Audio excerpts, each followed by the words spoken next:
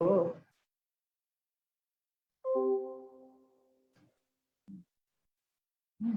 Oh, wow. Honorable speakers, presenters, participants, ladies and gentlemen, welcome back for the third International Conference of Pharmacy and Health Sciences 2021.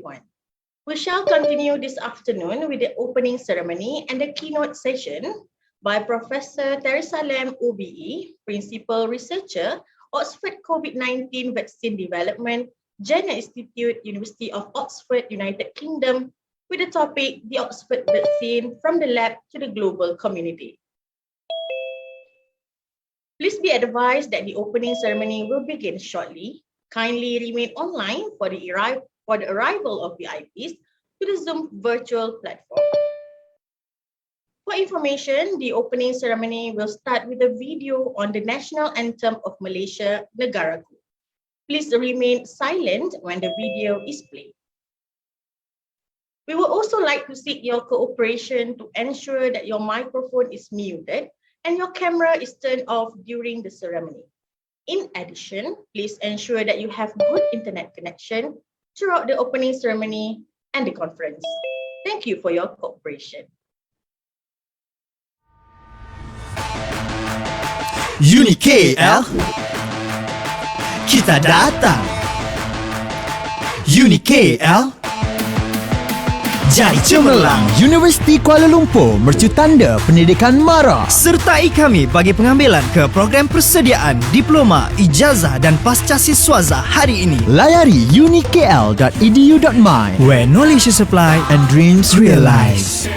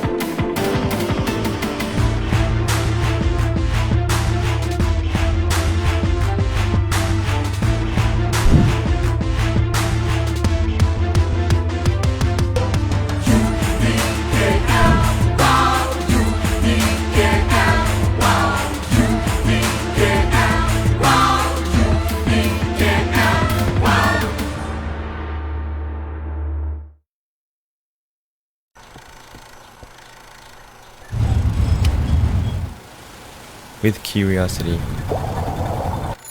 comes the need to seek adventure. The memories you choose to keep are solely yours to create,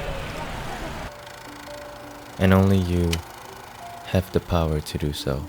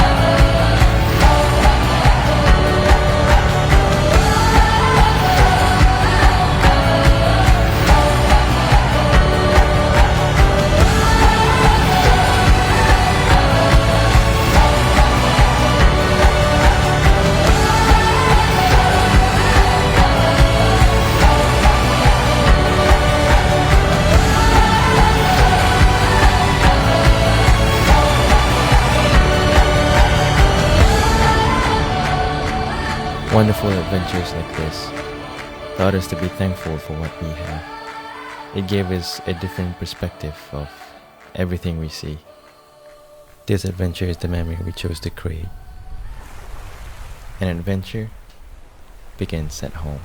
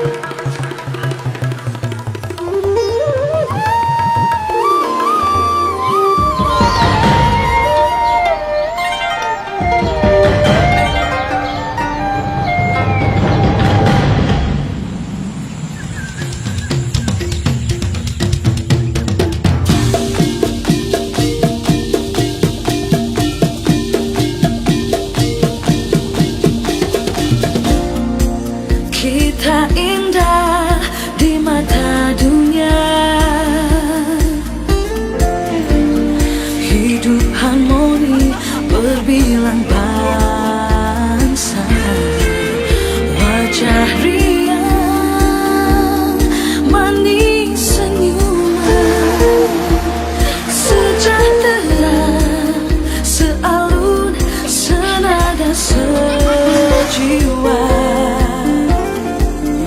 Pantai pasir putih, lautan biru,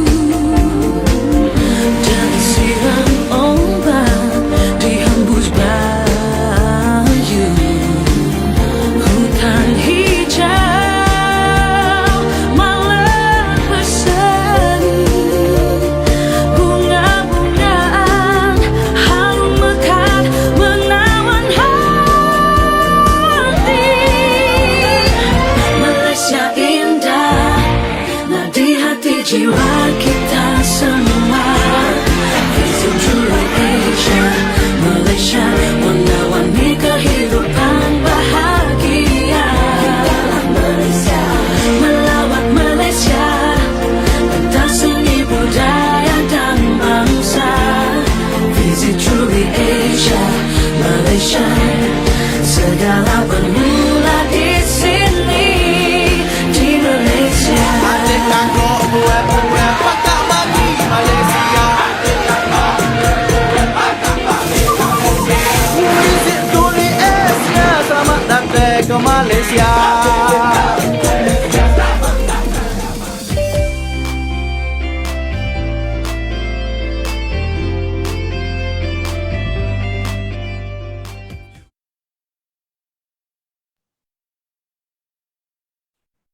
Assalamualaikum warahmatullahi wabarakatuh and good afternoon. On behalf of the organizing committee, I would like to welcome all distinguished guests, eminent speakers, presenters, participants, and members of the media to the opening ceremony 3rd International Conference of Pharmacy and Health Sciences 2021. The opening ceremony will begin shortly. Kindly remain online until the end of the ceremony. We would like to seek your cooperation to ensure that your microphone is muted and your camera is turned off during the ceremony. In addition, please ensure that you have good internet connection throughout the opening ceremony and the conference. Thank you.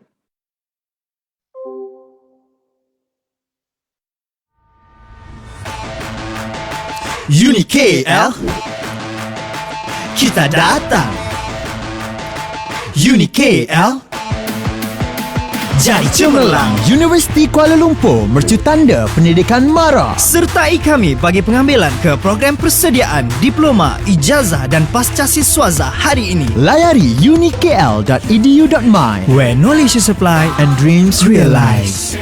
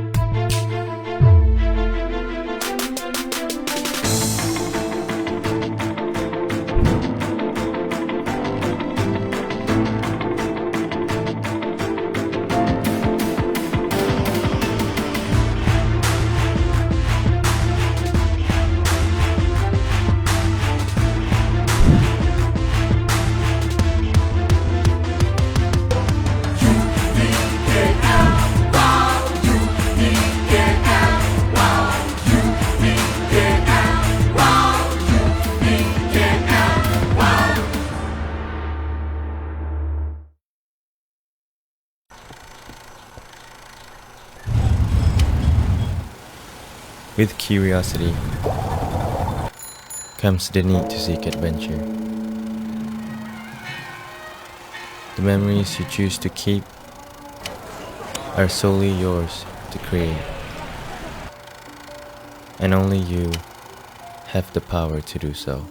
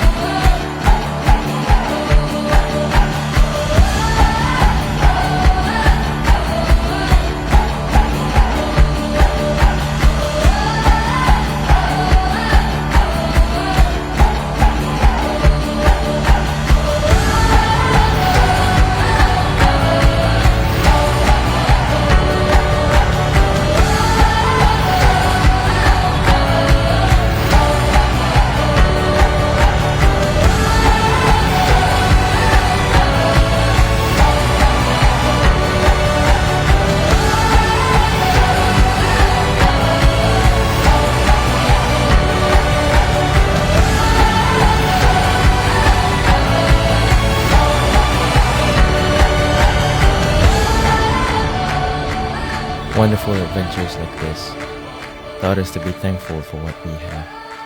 It gave us a different perspective of everything we see. This adventure is the memory we chose to create. An adventure begins at home.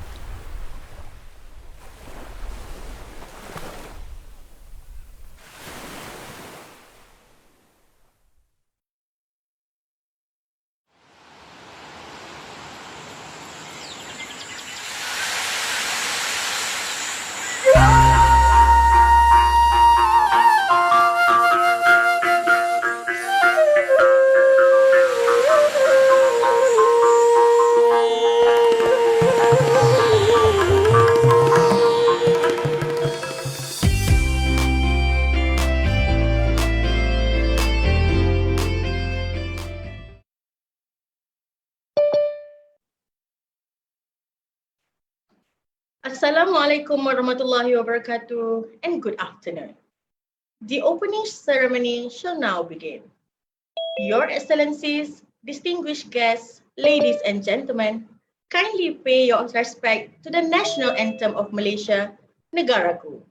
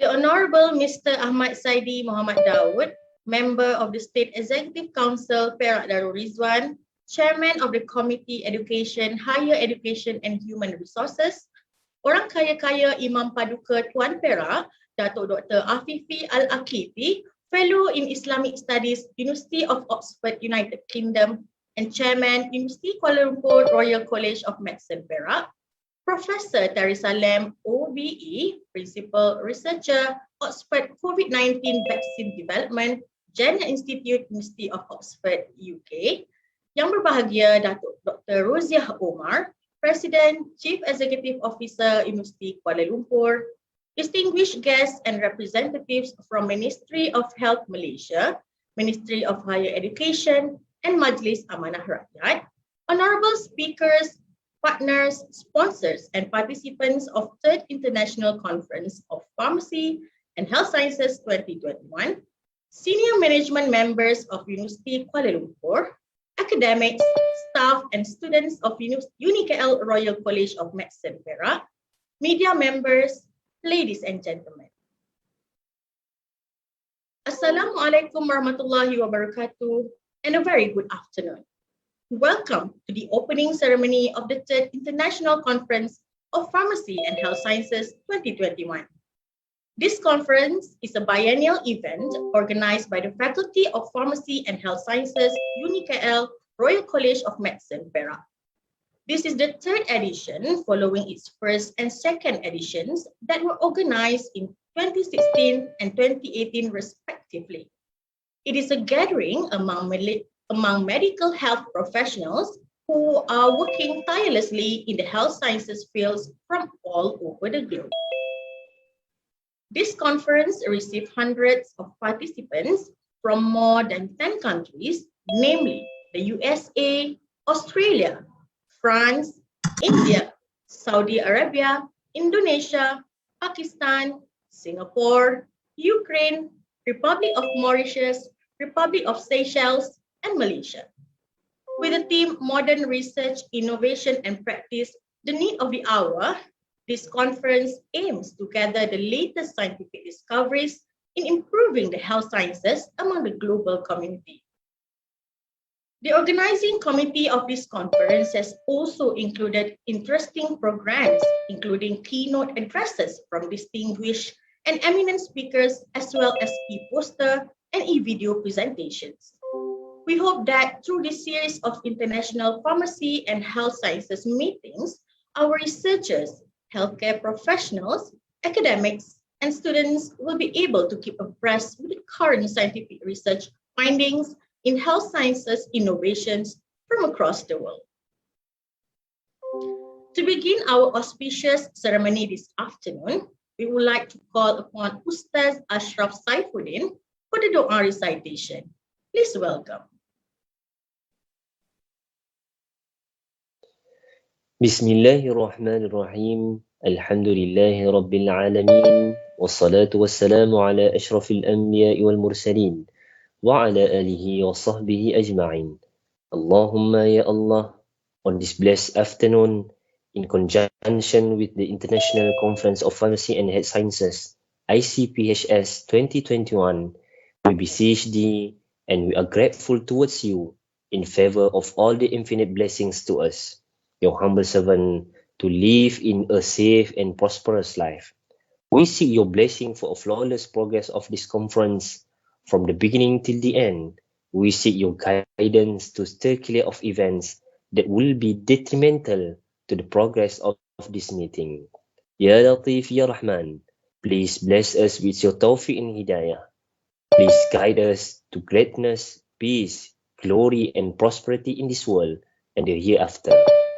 Make us a responsible intellectuals and professionals. Grant us valuable knowledge that will be beneficial to mankind in order to gain your pleasure, martatillah. Make us your righteous servants that obey your commands and repulse all sinful acts. Please forgive us for our wrongdoing.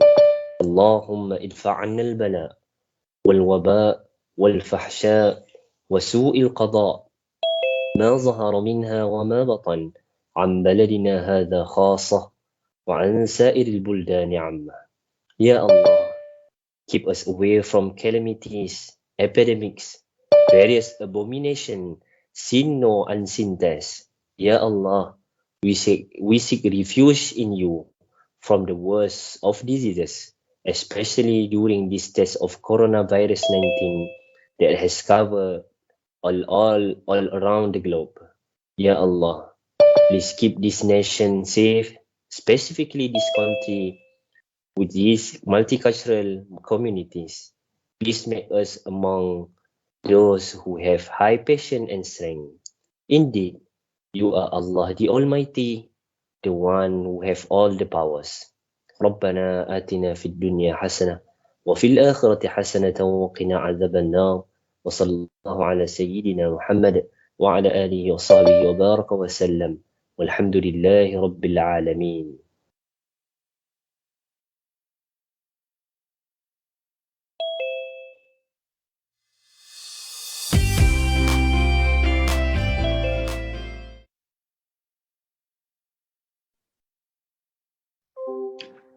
Amin, amin, ya Rabbal Alamin. Thank you, Ustaz Ashraf Saifuddin, for the dua.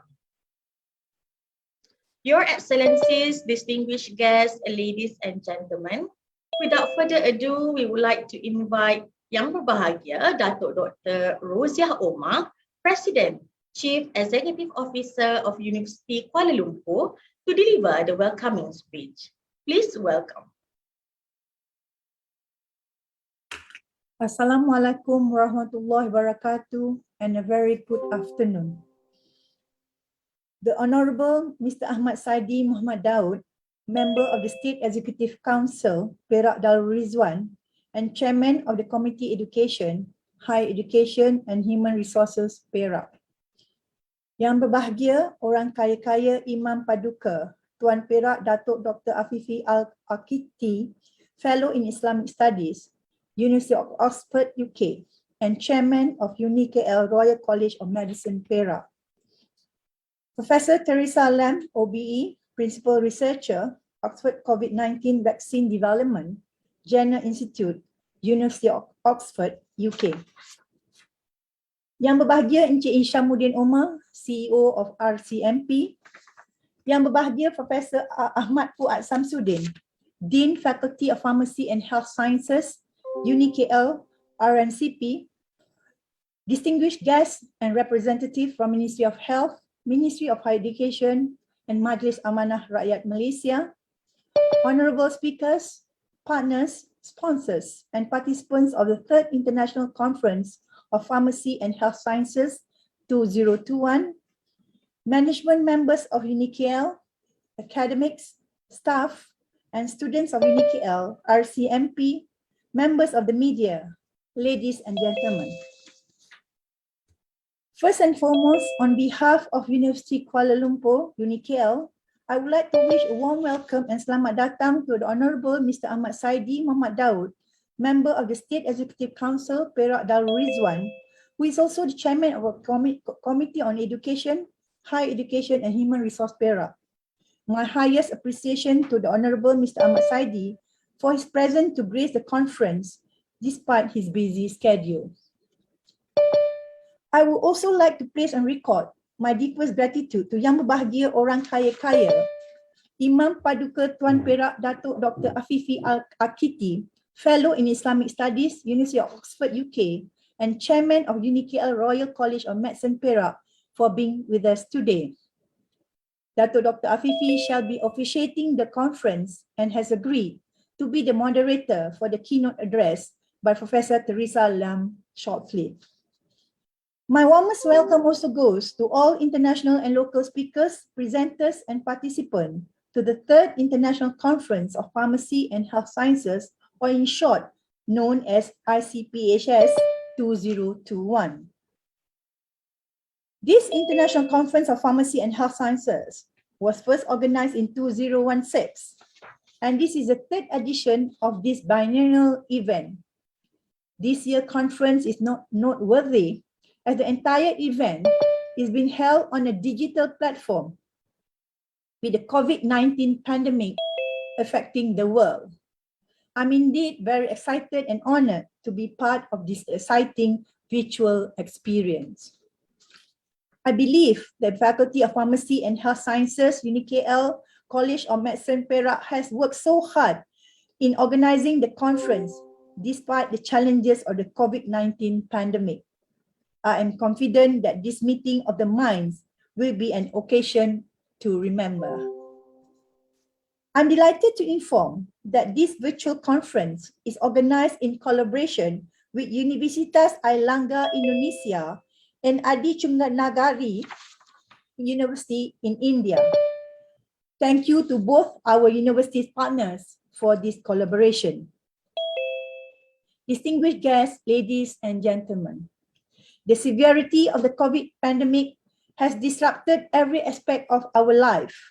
The impact of COVID-19 has demonstrated the necessity of governments throughout the world to invest more in healthcare system, improve equitable access to care, strengthening readiness to prevent and control further outbreaks, and empowering communities to take a role in achieving improved health once again. The pandemic has also brought attention to the significance of healthcare system resilience and robustness and the power of importance of well-conducted medical and health-related research and how it applies its findings for policy outcomes. Hence, with the theme, Modern Research, Innovation and Practice, the Need of the Hour, this conference emphasizes the importance of health sciences research and innovation in order to make us be better prepared in handling present and future dangers to health and well-being of humanity. These could include diseases that are not yet to be detected. We should very well know by now that the environment and the way humans live are very much related to communicable and non-communicable diseases. In order to better prepare for unknown future diseases, we must learn indeed from the experience of COVID-19.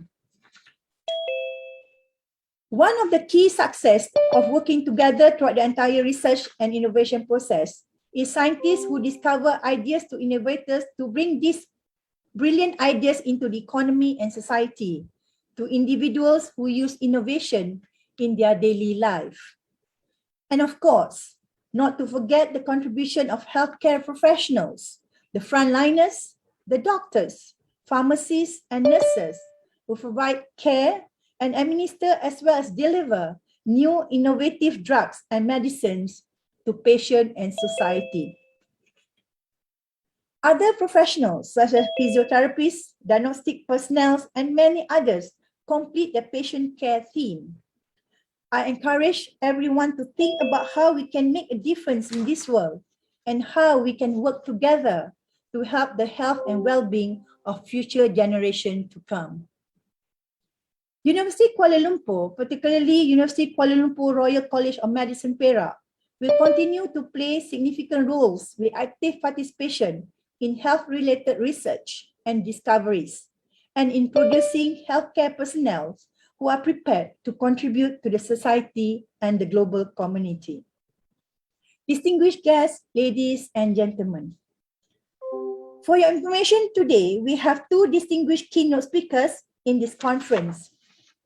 Yang berbahagia Professor Emeritus Tan Sri Datuk Dr. Zulkifli Abdul Razak, Director of International Islamic University Malaysia, and Professor Teresa Lam, OBE, Principal Researcher in the Oxford COVID-19 Vaccine Development, Jenner Institute, University of Oxford, UK. It is indeed a great honor for UniKL to have both renowned speakers with us today. I strongly believe that their presentations and ideas will give fascinating insights of the new discoveries and sustainability for a better future for all of us. My best wishes also to all the speakers, presenters, and participants of this conference. Distinguished guests, ladies and gentlemen, this conference would not have been a reality today without the support from the various distinguished individuals and our partners. With that note, on behalf of UniKL, I would like to express my highest gratitude to Mr. Ahmad Saidi Muhammad Daud, member of the State Executive Council Perak Darul Rizwan, yang berbahagia orang kaya-kaya Imam Paduka, Tuan Perak Datuk Dr. Afifi Al-Akiti, to both our keynote speakers, yang berbahagia Professor Emeritus Tan Sri Datuk Dr. Zulkifli Abdul Razak, and of course to Professor Teresa Lam. Our deepest appreciation also goes to the co-organizer, namely Universitas Airlangga Indonesia and Adi Chungachanagiri University, India. And also, my heartfelt gratitude to Astro AWANI as our official media partner of this momentous event, as well as to other parties involved in their contribution toward the success of today's conference. Personally, I would like to congratulate the Dean of the Faculty of Pharmacy and Health Sciences, Professor Fuad, and his team for the commitment that they have given to organize this conference. He has overcome a lot of obstacles for him to gather so many people to come and join us today. I hope ICPHS 2021 will provide an enriching experience, which in return will contribute towards the advancement of knowledge and research to promote sustainable development in pharmacy and health sciences, and ultimately for humanity globally. With that, I wish everyone all the best for a very successful, safe, and productive conference. Thank you very much. Wabillahi taufiq wa hidayah. Assalamualaikum warahmatullahi wabarakatuh. Thank you very much. Thank you Yang berbahagia Datuk Dr. Ruziah Omar for the welcoming speech. Now, it gives us a great honor to cordially invite Yang berbahagia Datuk Dr. Afifi Al-Akiti, Fellow in Islamic Studies, University of Oxford, and Chairman, UniKL Royal College of Medicine Perak, to officiate the ICPHS 2021. Please welcome.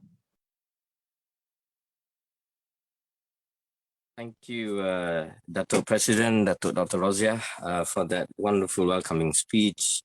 Your Excellencies, State Ministers, distinguished guests, Tan Sri Datuk, etc., ladies and gentlemen, Assalamualaikum warahmatullahi wabarakatuh. And I'm not quite sure whether I should say both good morning as well as good afternoon. I know in the host country, Malaysia, it's a very good afternoon there, but there's a very early morning here for us in Oxford. So indeed, both good morning and good afternoon then. Everybody. Now, Datuk President has indeed welcomed all of you to this wonderful opening ceremony and to really open the conference. And I'm here simply just to officiate, and this is a very officious thing that the Malaysians like to do. They're very formal in their ways of doing things, but it's actually quite good in the sense that, you know, those of you who come from all over the world, to attend this conference. I understand that it numbers in the hundreds, where typically if we haven't had the pandemic, you probably just have maybe about 100 or so. But this is numbering in the hundreds already, at least among those who are here among the specialists. So this is how we do things, I'm afraid, in Malaysia, and it's a particularly interesting tradition. And as I will end my part of the officiating is to basically do the gimmick of opening the conference itself. And of course, it really gives me great pleasure to officiate this international conference of pharmacy and health sciences for the year 2021. This is in fact the third installment. The first one was in 2016, and the second one was in 2018. And there was then this third PHS was supposed to have taken place last year in 2020, but of course, because of the pandemic, we're doing it this year as the third installment in 2021 instead. And this is really, it's exciting really to really have everybody together here, because in a sense, this is the other kind of benefit of the pandemic, if you like, instead of having to fly people physically from all over the world, and particularly, thanks to our two co-hosts as well, one from Indonesia, the University of Airlangga, and the other university from India, the Adi Chuchanagari University. We were able to basically organize this conference without the need to really add more carbon to the world's carbon bank account there, as it were.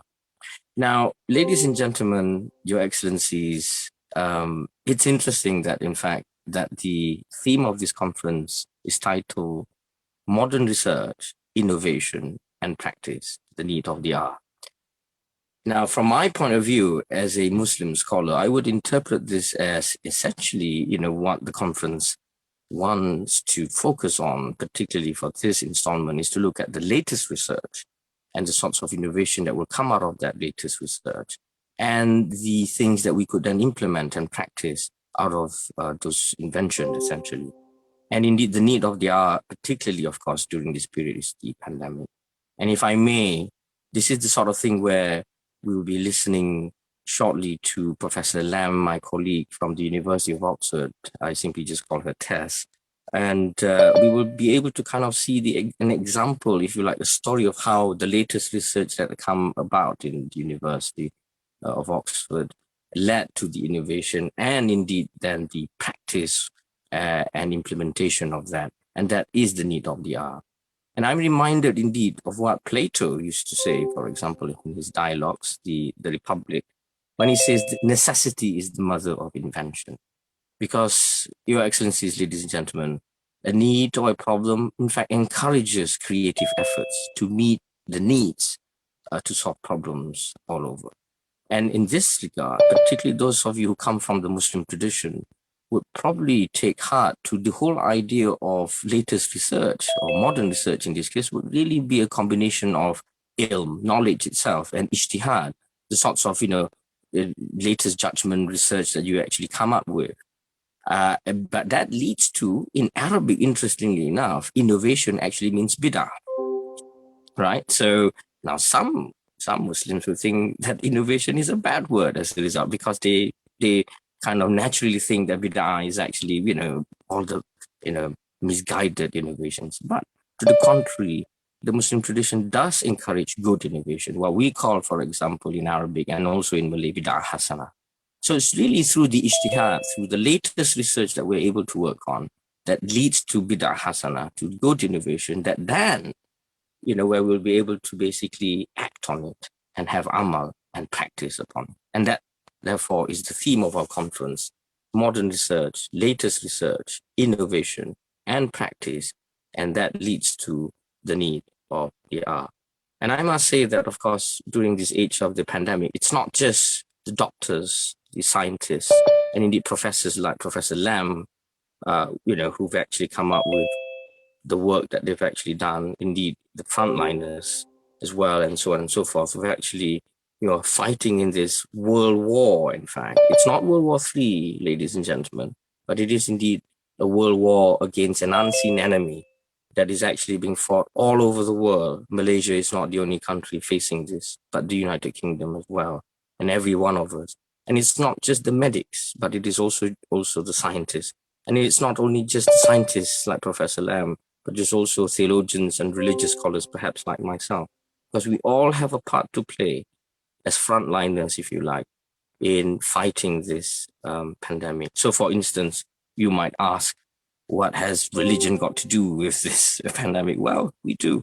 In fact, it's a public duty, particularly for religious scholars, to speak out against vaccine hesitancy, for example, to combat that, to tackle that issue when we see a lot of the population, particularly in more conservative circles, think that, oh, vaccine is, can we do this? Can we do that? Is it haram, for example? Is it not? So it's the duty of the religious scholars to deal with that. And we see, for instance, people find the need for the importance of sanitation, particularly during this period.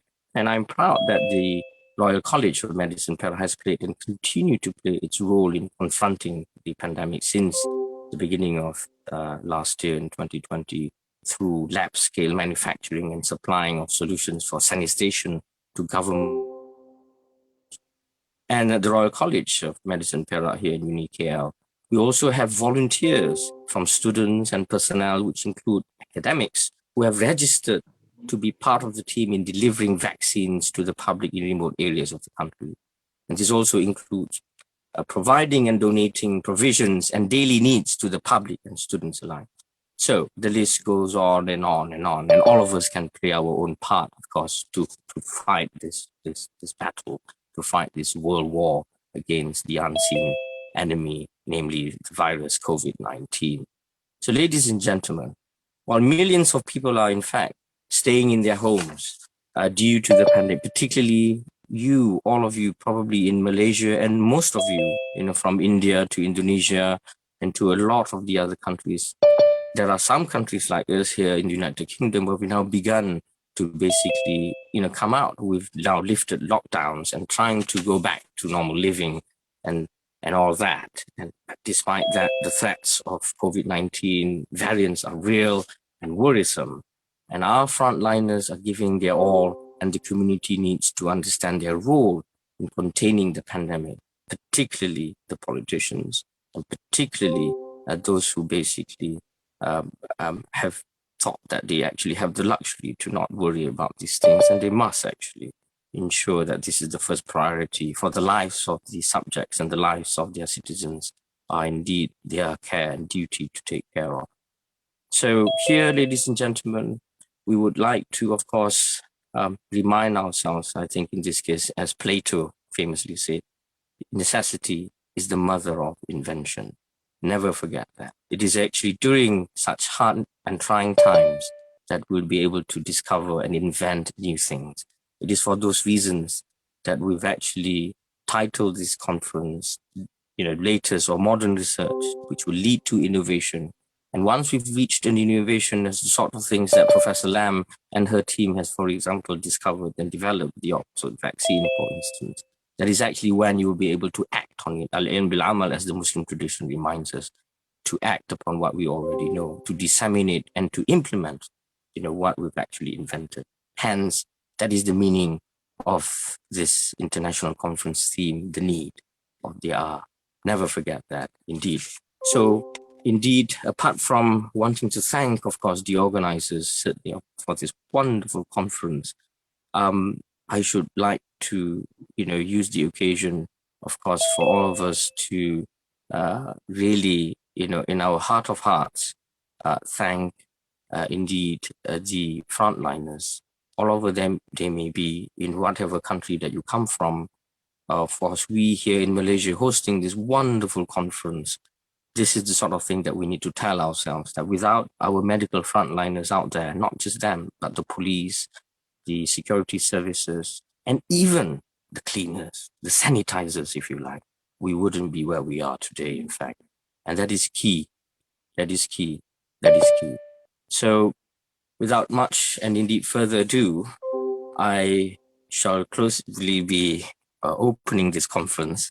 Now, I'd like to, of course, say here that, in fact, this is a very typical Malaysian ritual that they'd like to take a photograph, in fact. So two things that the Malaysians are very, very famous for, particularly those actually not just Malaysians, but those from Southeast Asia, I noticed, including in Indonesia. When you go to conferences like this, they'll do two things. One is they'll take a group photograph, and the other is to, give gifts or something like that. And you will probably see this being enacted, even virtually. So after I officially opened this conference, I've been asked, or I've been reminded that we will be having a group photograph. So I think the organizers will ask you to open all your cameras so that they can actually take a snapshot of how you look like. So hopefully you will look okay. And at the end of the Professor Lam's keynote address, the organizers is indeed planning to give some virtual gifts to to those who've worked hard, like Professor Lam as well. So it's sort of an interesting kind of anthropological observation for those of you not used to this sorts of thing. Well, without further ado, then, ladies and gentlemen, I now, I think, am ready to open officially, formalize this third International Conference of Pharmacy and Health Sciences 2021 with the gracious name of God, the most merciful and the most gracious. Bismillahir Rahmanir Rahim. The conference is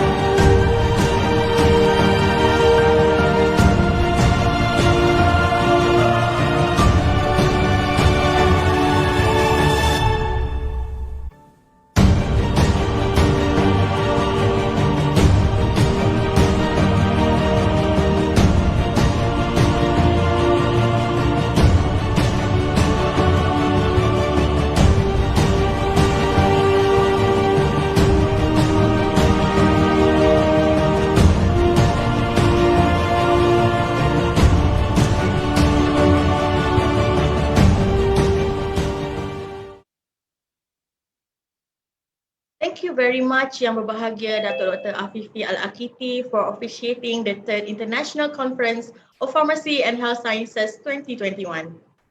Your Excellencies, distinguished guests, ladies and gentlemen, to commemorate today's session, we would like to invite our VIPs and distinguished guests for a group photo session. May we have all our VIPs and distinguished guests to switch on your camera. All right.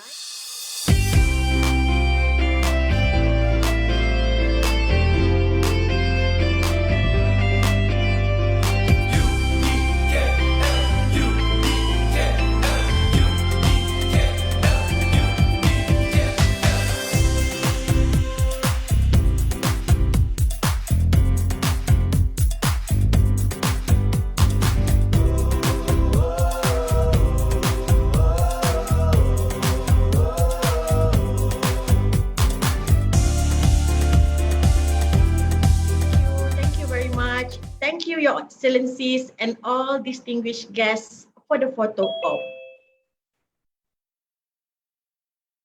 Your Excellencies, distinguished guests, ladies and gentlemen, for the next session, it is an honor for us to invite a very special guest all the way from Oxford, the United Kingdom, to deliver her keynote address for the conference. With that, I will hand over this session to our chairman, Yang Berbahagia, Dr. Afifi Al-Akiti, to moderate this session. Yang Berbahagia Dr. Afifi will be assisted by Yang Berbahagia Professor Ahmad Fuad Shamsuddin, our Dean of the Faculty of Pharmacy and Health Sciences, UniKL Royal College of Medicine, Perak. Please welcome. Thank you, Chair. Again, Your Excellencies, ladies and gentlemen, distinguished guests, I indeed welcome all of you again to this special keynote address session by Professor Teresa Lam. And I must say that, in fact, I'm sure we've just had our photos been taken, and very typical Malaysian thing. So I have to say that as a Malaysian really, in fact, that I felt a bit like, balik kampung just now, felt a bit like being in my, village back home there when we actually have had that session. So, and indeed, I must say that I had a friend who just reminded me, the group president of Maybank, Dato' Farid, just said that it seems that I had a couple of pounds here. Well, this is one of the unintended consequences of being in the lockdown. I think most of us who, during the period when we couldn't go out, probably, other than staying indoors, would probably eat a bit more. But that should remind us, of course, ladies and gentlemen, that we should be not only praying, but be giving out help for those who have no food, for example, among our neighbors, and the sorts of things that we should be reminded of that.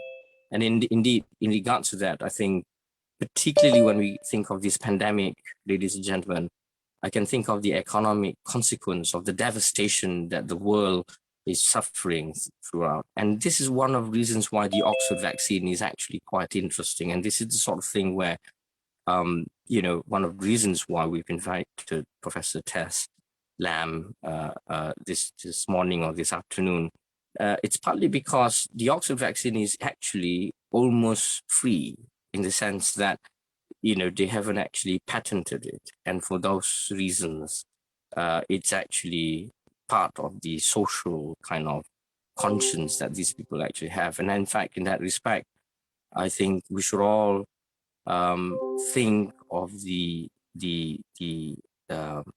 say in Malay, jasa, the contribution that they've actually made to the world unlike some of the other vaccines where they've actually cost those vaccines at commercial value. The Oxford vaccine, of course, is actually being distributed to the rest of the world at simply cost, almost for free, that is, a very mere $1 or something like that, as compared to, say, 20 or 15 or $10, for instance. That. Now, this is important, and that's why I hope that I plan indeed when I sit down with Tess that we're going to have a conversation about this. But just before I do so, I'm going to simply introduce her. If those of you who do not know who she is, Tess Lam is a professor in the Medical Sciences Division at my university, at the University of Oxford. And indeed, she completed her graduate studies at University College Dublin, Ireland, before moving to Oxford in the year of 2002. I must say that's just the year of, after I arrived, Tess. So I arrived in Oxford in the year of 9/11, 2001. She arrived the year after. And UCD, of course, is a wonderful institution because, in fact, before coming to Oxford, I was in Belfast, and I know University College Dublin quite well. Now, Professor Lam's specific areas of expertise include zoonotic disease description, vaccine development and clinical trial assessment of interventions. She continues to work on vaccines against globally important diseases, including the Ebola, influenza, and the Nipah virus, which, Tess, you would be, I'm sure, know that this is the country that gave that virus to the world, I'm afraid. The Nipah virus, it came from a state in Malaysia called Negeri Sembilan, from a river called Nipah. There you go.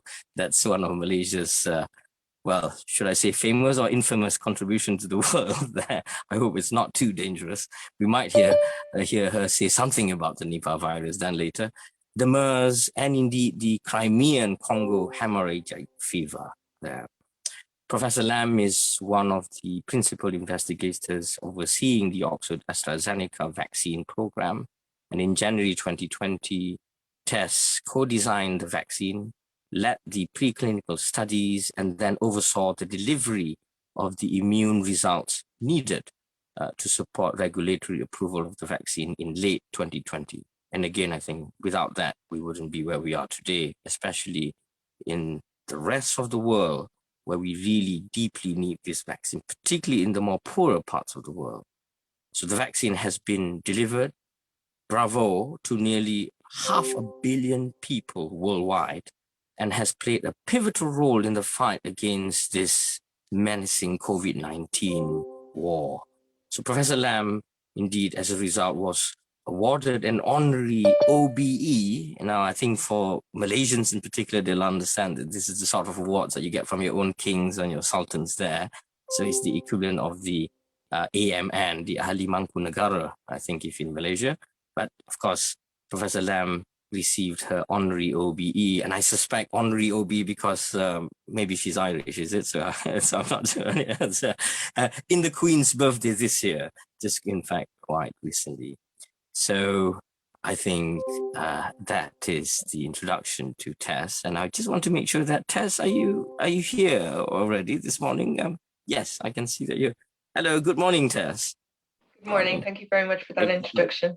Wonderful indeed. Well, we haven't. I'm not sure about you whether you've had your breakfast yet, but I haven't had one yet. So, but now I wanted to basically start off really. I mean, we want to have a conversation about this, and your title for the keynote actually is the Oxford vaccine from the lab to the global community.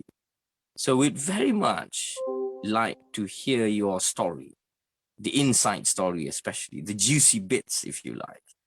How. I'd be very happy. Yes, well, how you developed the vaccine, but more interesting, as I mentioned in my introduction just now, the fact that your vaccine is the only one that is basically being delivered to the rest of the world almost for free, and that's amazing kind of, if you like, social finance work, right? And of course, as to where we are now. But Professor Tess Lam, ladies and gentlemen, because this is a virtual conference, we can only, of course, do the clapping metaphysically. So in that sense, but this is really introducing you, Tess. Well, thank you again for gracing this wonderful international conference. But for the sake of at least the ritual of thing, we are going to be doing a metaphysical clap. So welcome to the conference. Thank you very much. Right. Over to you, Tess. Thank you very much for such a lovely introduction. I'm going to share some slides now and bring you through my journey of developing the Oxford AstraZeneca vaccine. Yeah.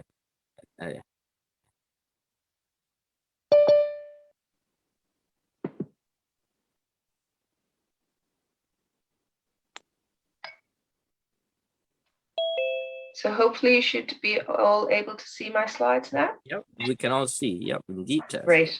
My sincere thanks to the organising committee for inviting me here today and allowing me to present the story of the Oxford vaccine from lab to the global community.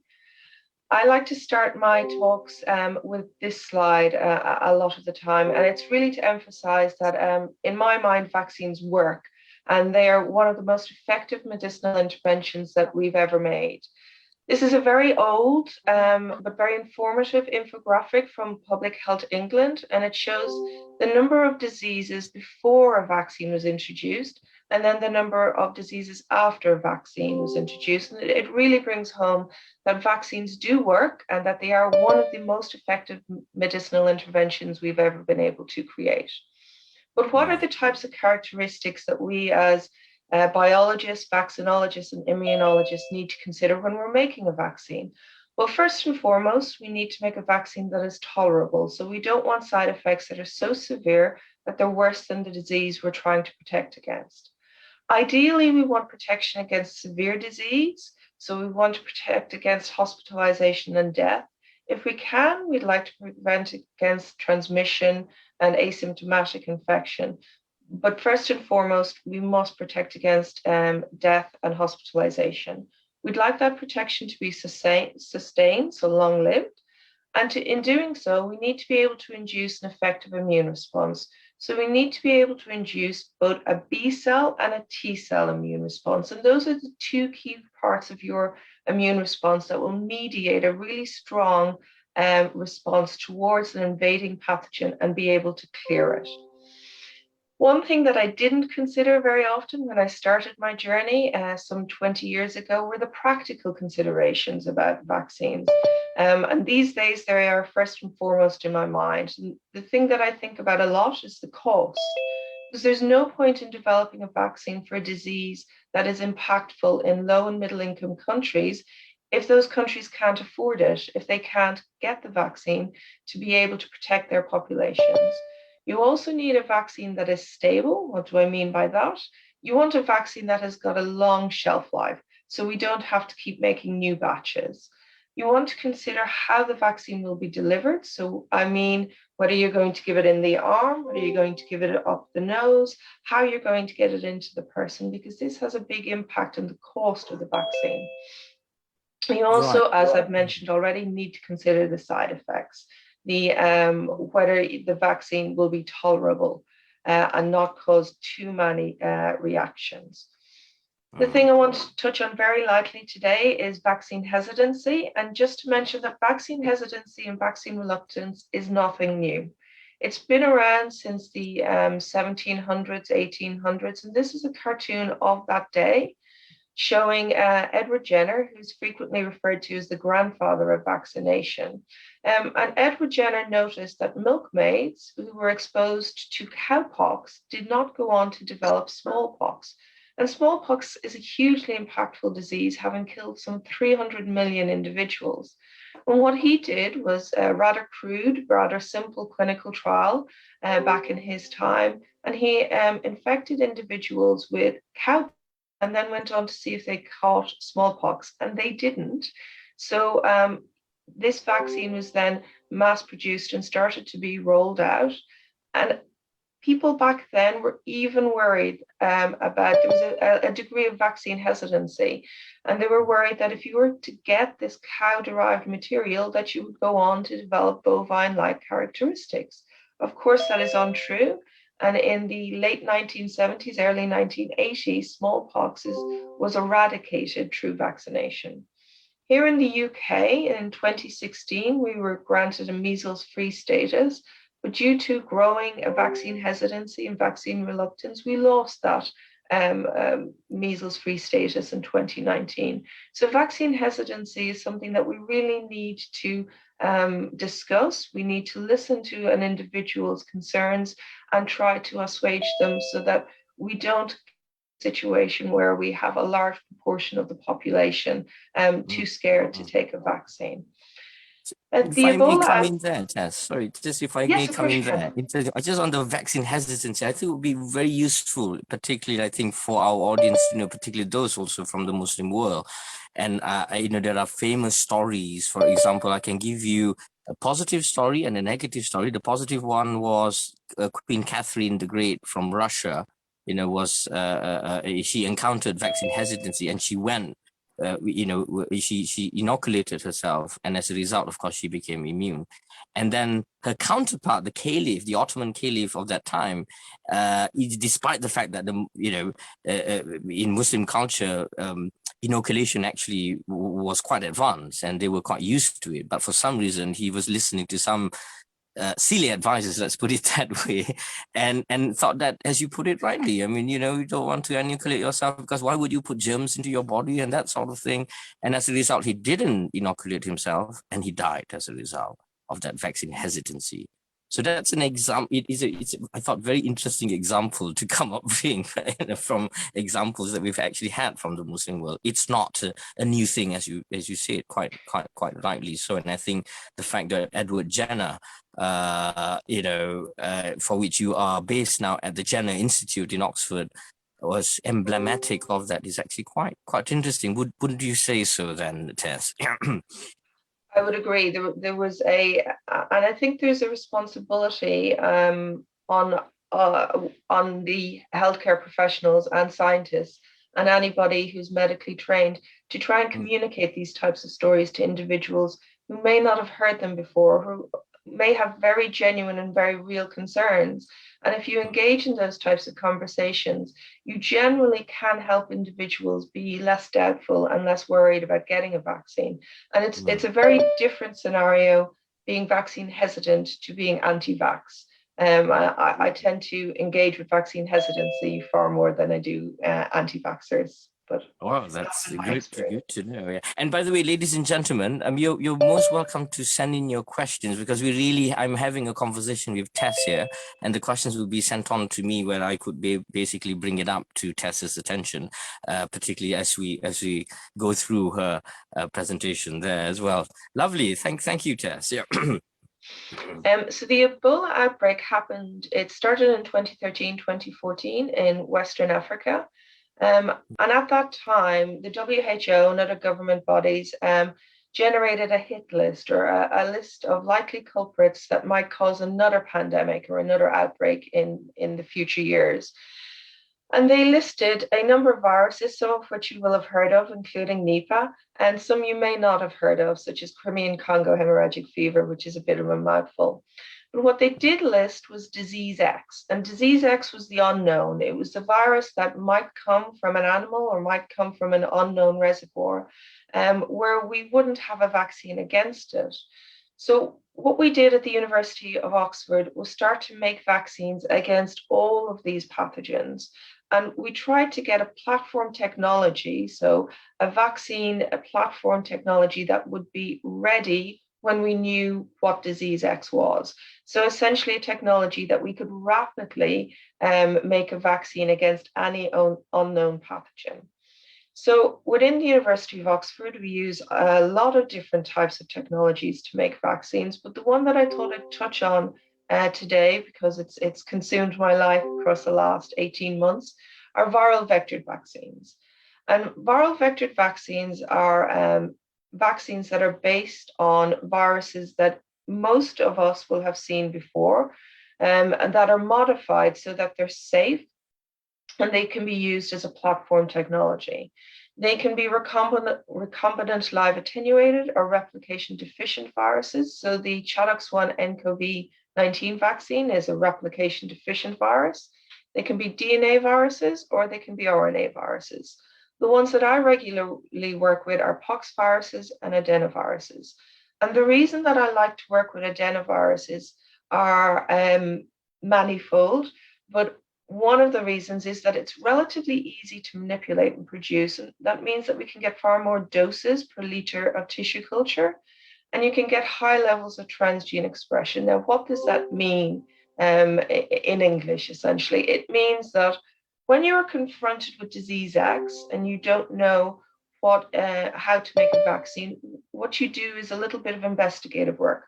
You try and figure out from that pathogen which part of it you think, if you had an immune response against, you would be protected from disease. So for example, for SARS-CoV-2, there's a spike protein on the outside of the coronavirus. And that spike protein is how the virus gets into your body. So what we did was we thought that if you took this small part of the coronavirus, and if you were to make a vaccine based on it and generate antibodies and T cells, you would essentially stop the infection in its tracks if you got exposed to coronavirus. So in early January, the sequence for the coronavirus was released. And myself and a colleague took that small sequence, essentially a recipe for making a small part of the coronavirus, and stuck it into the backbone of our platform technology. So what that means is when you get injected with the adenovirus, this very, very tiny part of the coronavirus will be expressed in your body. Your immune system will recognize it as foreign, and it will mount a really strong immune response towards it. So you'll get antibodies and T cells. And antibodies will bind to the outside of the coronavirus, these neutralizing antibodies, and stop the coronavirus from getting into your body and mediating disease. T cells are almost like the second wave. What they do is they will recognize cells that have become infected with coronavirus and destroy them. So you're inducing a really potent immune response against this small, tiny part of the coronavirus, the spike protein. So another advantage of adenoviruses is they've got enhanced stability. So that means they've got a relatively long shelf life and they don't need extensive cold chain storage. So they only need refrigeration. Now, there are obviously disadvantages with this platform technology. And one of them is that everybody in the audience will have been exposed to adenoviruses before. They cause a mild disease, a little bit of a cold in your upper respiratory tract. But that does mean that everybody will have seen them before. So we'll have an immune response to essentially the Trojan horse that is carrying in the small sequence of the coronavirus. And unfortunately, that can mean that you don't get a strong response towards the spike protein. So one way to get around this is to use an adenovirus that most of us will not have seen, so from a different species. And that's what we've done. We've used an adenovirus that has come from a chimpanzee origin. So the reasons that we like adenoviruses is they have low reactogenicity, so they've got relatively mild side effects. They induce a protective immune response that is long-lived. They can induce antibodies and T cells, and the practical considerations are favorable. So the cost of these viral vector vaccines is relatively low, especially compared to some of the other technologies. They're stable, so they've got a relatively long shelf life, and the delivery, we can give them intramuscularly, intranasally, subcutaneously, and intradermally. So, Tess, can I ask a rather cheeky question then, since you pointed out enhanced stability through the adenovirus method here? Does that mean then that for those who've had the Oxford AstraZeneca vaccines, might they require boosters? Like, we've heard announcements just yesterday that Pfizer will probably, will require a booster, for example. So that's actually one of the areas that I'm working on in the lab. So what we have done is we've given a third dose of the Oxford AstraZeneca vaccine to a small, relatively small, in the hundreds of individuals. And what we're looking to see is whether the immune response is boosted. And we have seen that with a third shot. But I think the question you're really asking me is, do we need that? Do we need the third shot in individuals? And I know that in some countries, including within the UK, they are actively considering that policy. Right. My interest would be to get first doses across the world to individuals who haven't had any vaccine yet, before we consider boosters. I think there's an onus on us to make sure that the world is protected before we start looking to deliver boosters. But that's not to say that boosters may not be needed, especially for individuals that are older or maybe immune compromised. We may need to give them boosters. But certainly at the moment, we're not seeing evidence, especially with the Delta wave within the UK, that we need booster vaccinations just yet. So my preference at the moment would certainly be to get first doses into those individuals most at risk around the world. Fascinating. Yeah. Thank you. Oh, by the way, I should have mentioned that it appeared like you were playing with Lego when you were working with the adenovirus there, building the vaccine. And my children love Lego. So yes. Lovely. Thank you, Tess. Yeah. Not at all. So what I thought I might do is bring the audience and remind myself as well about the normal development process and timeline of making a vaccine, and to explain why we don't normally do it so rapidly as we have across the last year and a half. So normally we will take our time making a vaccine, designing it. We don't typically do it over a weekend. We will then progress the vaccines that we've designed into small animal studies. So into mice and other types of small animals. Depending on the results we get from the animal studies, we may go back to the drawing board and redesign the vaccine. These are relatively low cost experiments when you consider the later stages of making a vaccine. Once you've got a vaccine that you're happy with, and that's generally when you've seen protection in animal studies. So that's where you've vaccinated animals and then you've challenged them with the appropriate pathogen. You will move on to making a GMP batch. And a GMP batch of vaccine is a batch of vaccine that is manufactured that is far more pure than the vaccines that you would have used in these studies, so that it can go into humans.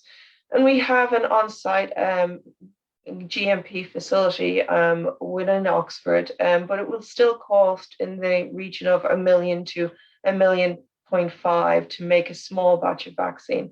And certainly for me as an academic, that's a lot of money. We then go on to phase 1 clinical trials, and these are small clinical trials with a relatively small number of individuals. And then depending on favorable readout, we will progress along into phase 2, phase 3, and then hopefully onto licensure. But at each of these steps, it becomes more costly. There's a lot more money invested, and that's typically why a vaccine development program will take 5 to 10 years to go from vaccine design through to licensure. And that was certainly the path that we were looking at when we started making a vaccine for a different coronavirus. And this was pre-SARS-CoV-2. And the coronavirus that we had made a vaccine against was Middle Eastern Respiratory Syndrome. And this is a coronavirus that is associated with a high level of morbidity and mortality, but luckily has not spread as far or as wide as SARS-CoV-2. The natural reservoir for MERS is the camel.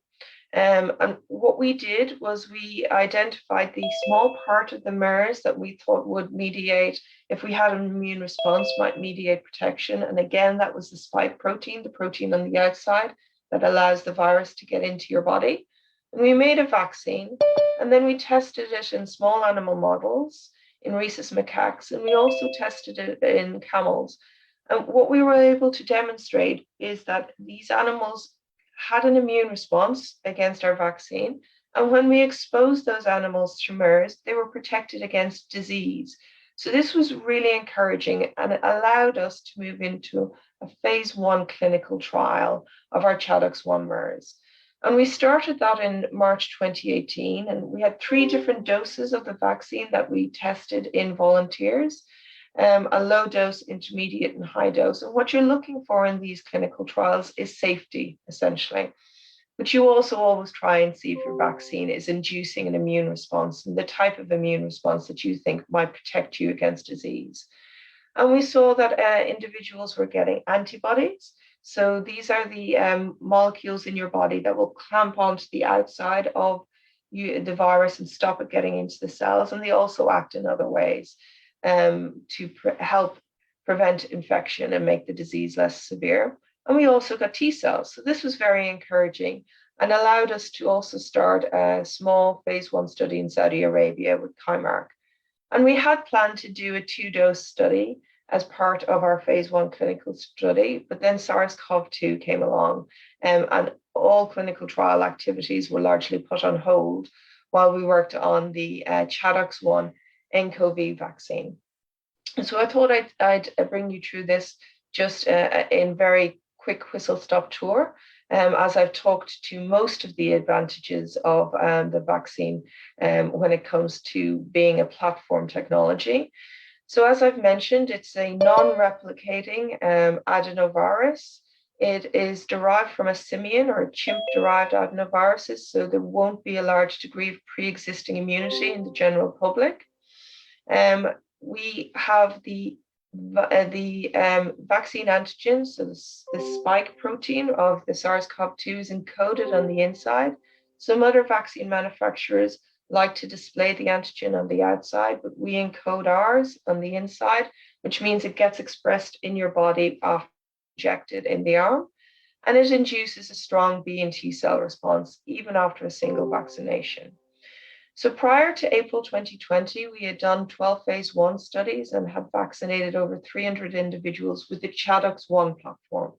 But adenoviruses had been used in a large number of people before this, and some 6,000 subjects, and they had a consistent reactogenicity profile with relatively mild side effects. And we demonstrated that ChAdOx1 MERS had been protective in non-human primates, and we'd started a phase 1 trial in the UK and the Kingdom of Saudi Arabia. So I was relatively confident over that weekend that we could make a vaccine against SARS-CoV-2. I wasn't relatively confident if we'd get efficacy or not, because we needed the clinical trials to really test and see if we were going to get protection in humans against the disease. But a large part of my life across January all the way through to April were consumed with trying to get the animal studies set up and to run those as fast as we could so we could go into our phase 1 clinical trial. And how did we do this so quickly? So if you remember the slide from earlier, each of these steps happened sequentially. And what we did was we knew we had to go fast. We didn't know it in, I didn't know it in early January, but we knew we had to try to go fast, because certainly in early January, we didn't know how devastating this disease would be. So what we tried to do was to stack each of those steps. So they happened in parallel.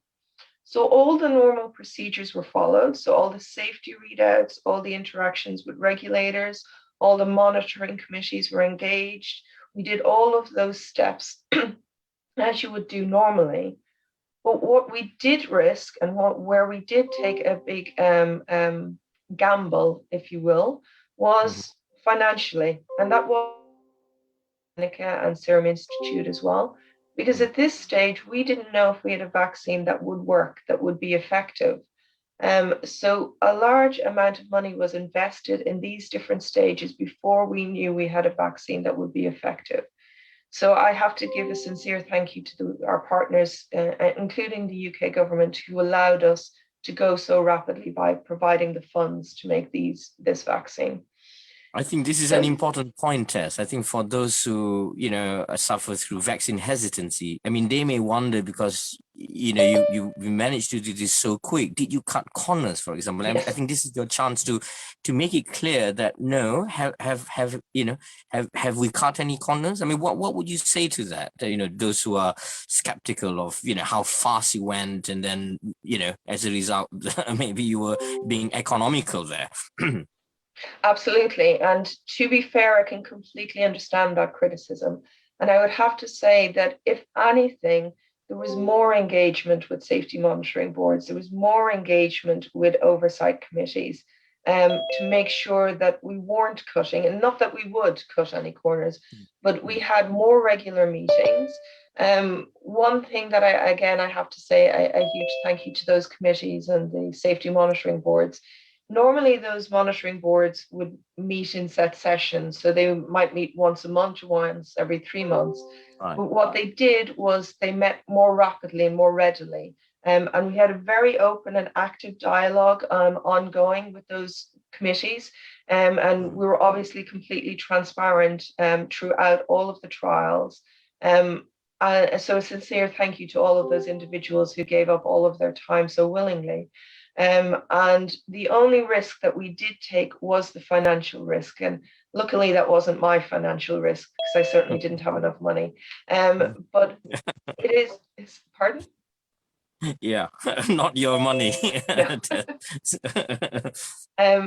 is a very important point to get across, that this isn't it is so, and that's why I do these slides. We did everything that you would normally do that would take 5 to 10 years to get a vaccine through to licensure. We just did it in 6 to 12 months. And that's why I didn't see my children or my family for a lot of 2020 going into 2021, because there's so many people working, not just me, the whole team, we're working every day for long hours so we can push this through as quickly as we could without taking any shortcuts. And in fact, I would say, thank you. That's a wonderful, I think, for the ministers who are here listening in today, I think on the policymaker side, I think it's a good lesson, particularly for countries like Malaysia and others as well, where, the bureaucrats can meet more than once a month, so it's, it requires us to basically change things, necessity, as Plato would say, is the mother of invention. Well, thank you, Tess. That's an excellent sharing there of the juicy bits of how you had to deal with the bureaucrats and the politicians. Thank you. Not at all. And they were, I do have to give them a sincere thanks, because they were so willing, because certainly at the beginning, we didn't need to go, we didn't know we needed to go fast, but at this stage, we knew we needed to go fast. So, and just to give you a little bit of, it's probably a little bit of insight into how careful we were. So before you start your clinical trials, you do some animal studies.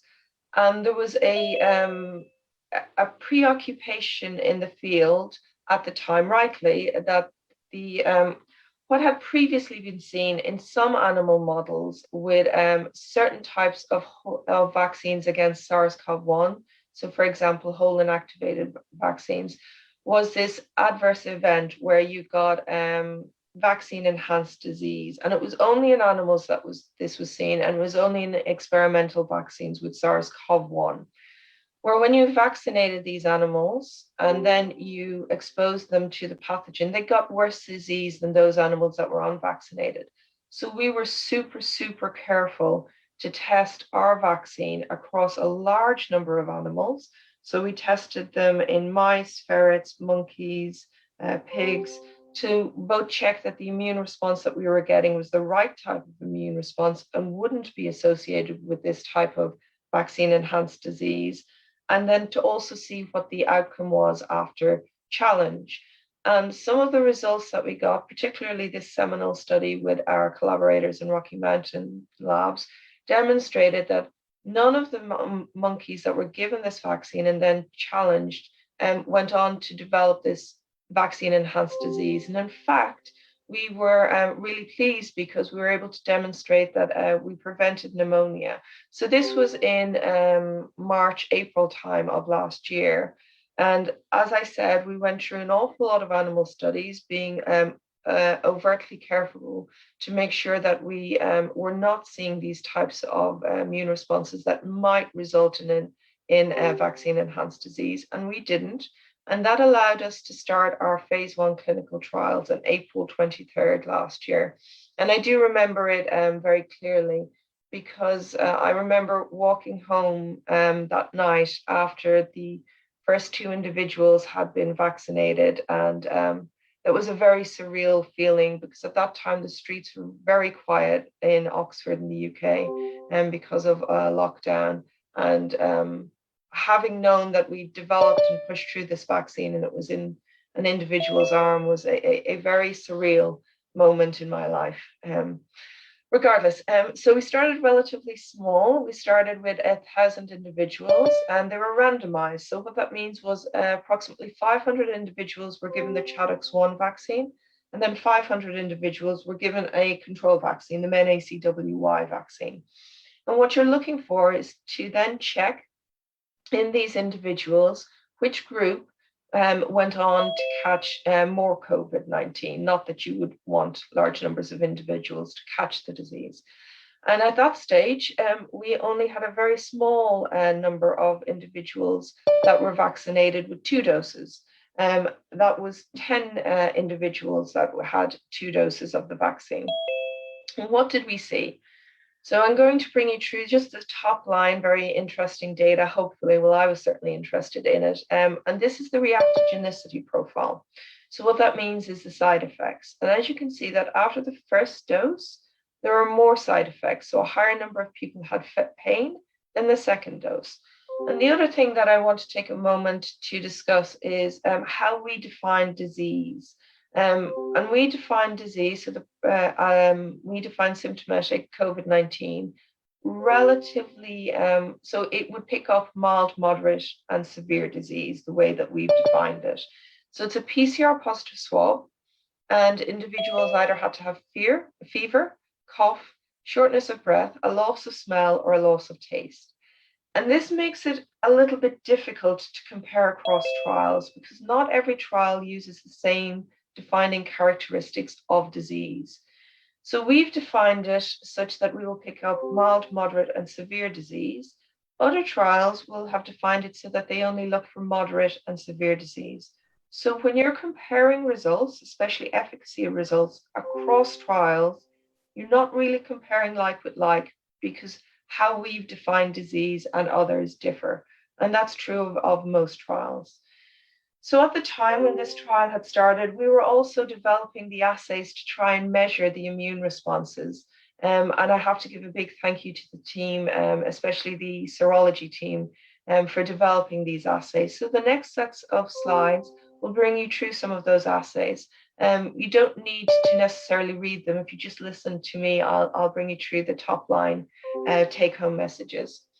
So this is a graph demonstrating individuals who got the MenACWY vaccine on day 0. So if they got the ChAdOx1, you'd expect the antibodies. This looks at the binding antibodies. You don't in the MenACWY, but they do in the ChAdOx. This individual here had obviously had COVID and hadn't known at that stage. So this was in April 2020. 1 dose on day 0 and then a second dose on day 28. And what you can see is that the antibodies went up even higher. So we were obviously very interested in this data and the animal data that we had generated that showed that 2 doses were better than 1. And that's one of the reasons why we changed to a 2-dose regime compared to a 1-dose regime. These are lots of very noisy graphs, but essentially the take-home message is that neutralizing antibodies, these are the antibodies that will bind to the outside of the virus and stop it getting into your body, are induced after 1 dose, but are induced even better or higher amounts after 2 doses. So again, that encouraged us to go to a 2-dose regime. T cells, so the part of the immune system that comes in and clears the infected cells and makes the disease less severe, they were not induced in the MenACWY as you would expect, but you did see the strong induction after 1 dose of ChAdOx1 nCoV.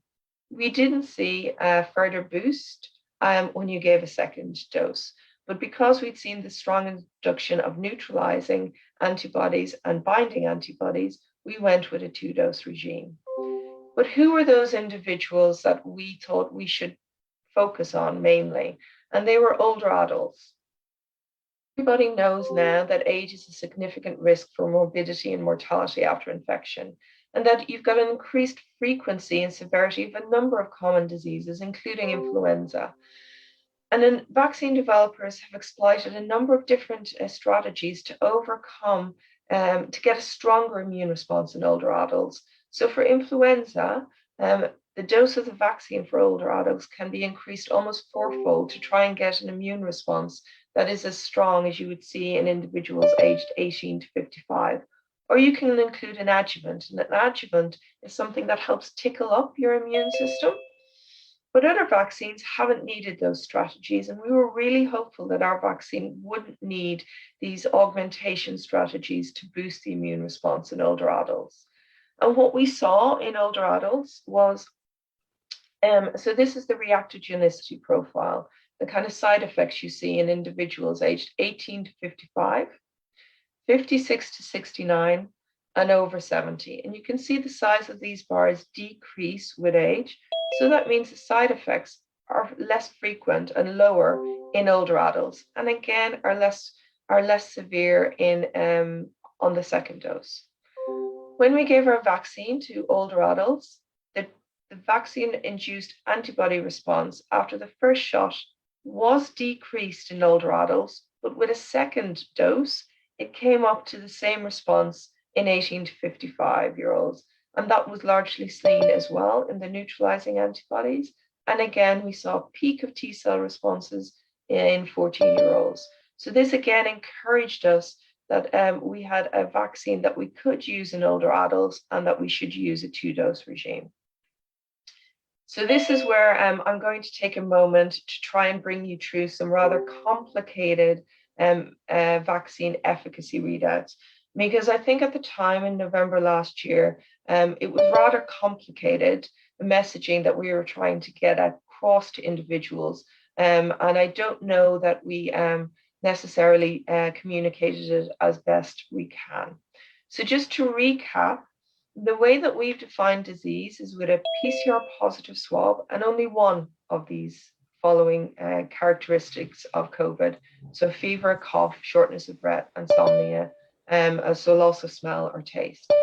So in our efficacy cohorts, what we had were different types of vaccination regimes.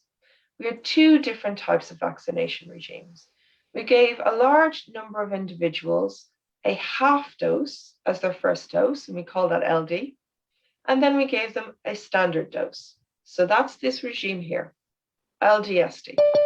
And then with the second cohort of individuals, we gave them 2 full doses, so SDSD. And what we saw when we looked at the efficacy readouts was that individuals that had had this half dose followed by a full dose had this 90% efficacy. And individuals that had the 2 standard doses had 60%. When you combine those 2 together, we got an overall vaccine efficacy of 70%. At the time when we were reporting, and there was an onus on us, there was a legal requirement that we needed to report these results as soon as we knew them. We didn't necessarily know the biological explanation as to why we were seeing these differences. We had our suspicions, but we didn't have the data to prove it. So what we were able to show with a little bit of time was that in these individuals, so the half dose followed by the standard dose, was that these people got the 2 doses with a longer interval. So there was a longer time between the half dose and the full dose. And that resulted in a higher level of binding antibodies. In the individuals that had 2 full doses, there was a shorter interval between those doses, and that resulted in a lower titer of binding antibody. So that was one of the reasons why within the UK and also the WHO recommended this long interval between the 2 doses of the Oxford AstraZeneca vaccine. What we saw when we did our final, this was only the interim efficacy that we looked at. When we looked at our final vaccine efficacy against death was 100%, and overall vaccine efficacy after the second dose was in and around 67%.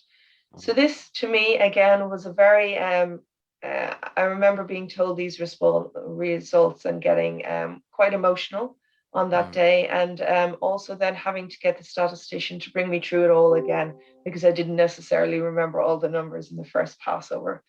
Did you cry when you got the results? There may have been something in my eye, but there was an awful lot of hay fever going around at that time in November. Thank you. So I wanted to bring you through this slide of my journey and the vaccine's journey across 2020. So myself and my colleagues started designing the vaccine on January 11th, 12th, when the sequence was released. I pushed through the animal studies through January, February, March, and then we started our phase 1 clinical trial in April 23rd. we partnered with AstraZeneca. I think it was in May that year. A large section of this year is quite discombobbled in my mind. I tend to get a large number of those dates mixed up. We started our late stage trial in Brazil and South Africa in June. I do remember November and December because they were very, very busy months when we were trying to get all the immune results that we needed to get that ready for the regulators both in the UK and the EU. Those were incredibly busy months pushing through those assays and getting those samples shipped across the world. We announced our efficacy readout and we were authorized for supply in the UK in December. And that was a wonderful but surreal feeling and still an awful lot of work to do across Christmas and New Year in December. So didn't get a huge amount of time off across 2020. And what have I been doing since? I'd like to say I've been resting, but that would be misleading for both me and my team, and actually all the collaborators across the world. Variants of concern have come along, and they've certainly kept a lot of us awake at night. And what we've seen and others have seen is that these neutralizing antibodies that I have described to you as being very important. They do decrease against these variants of concern with all of the vaccines that have been tested so far. But even though these neutralizing antibodies are decreasing, we're still seeing very good efficacy against disease. So we're seeing efficacy against the Alpha variant within the UK of about 70%. So that's really important, that even when you get the messaging through social media that the binding antibodies or the neutralizing antibodies are going down, yes, they are, but we're still seeing really good efficacy and impactful efficacy. And the type of efficacy that when you look at what's happening within the UK now, if you look at what's happening in the number of cases per 100,000 in the second wave within the UK and the deaths, if you look what's happening in the third wave, and this is the Delta variant that is ripped through the UK, you can see the impact that vaccination is having within the UK. And the vaccines that have largely been used are Pfizer and Oxford AstraZeneca. And this is a preprint that has come out from Public Health England that is showing the efficacy of these vaccines in the real world, so making a real world impact against hospitalization. And I have to say that for me, keeping our elderly, our most frail, our most vulnerable out of hospital is what I want from our vaccine. And if we can do more with it, that is great. But this is what making a vaccine is for me. And you can see that there's very little between these vaccines against the Alpha variant and also against the Delta variant. But ideally, you should get 2 doses.